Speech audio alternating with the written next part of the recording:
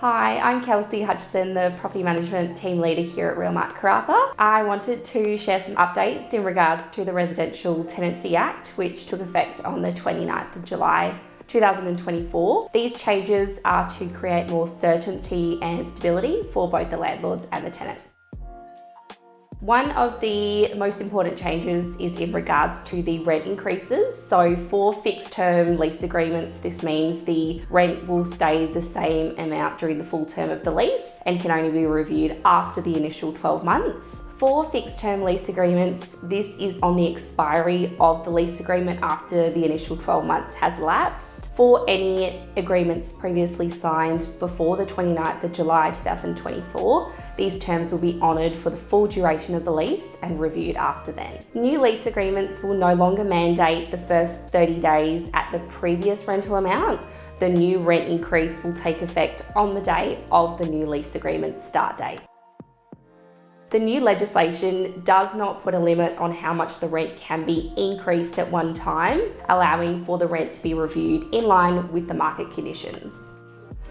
The no grounds termination still stands, where both tenants and landlords have the opportunity to end their lease agreements at any time. For a fixed term lease, this requires a minimum of 30 days notice from either party. For a periodic lease, that requires a minimum of 60 days notice from either party. Otherwise, if it was sold, it is only 30 days notice.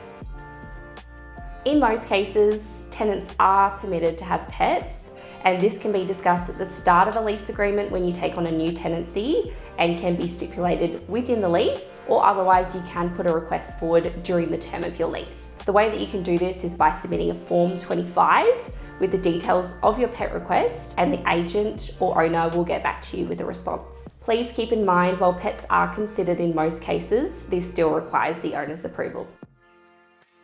To make tenants feel more at home, there are minor modifications that are approved. In this case, tenants are required to complete a Form 26 to put the request to the owner or managing agent, and a response will be provided. Once the minor modification request is approved, tenants may be required to make good and return the property to the condition that they received it as per the property condition report.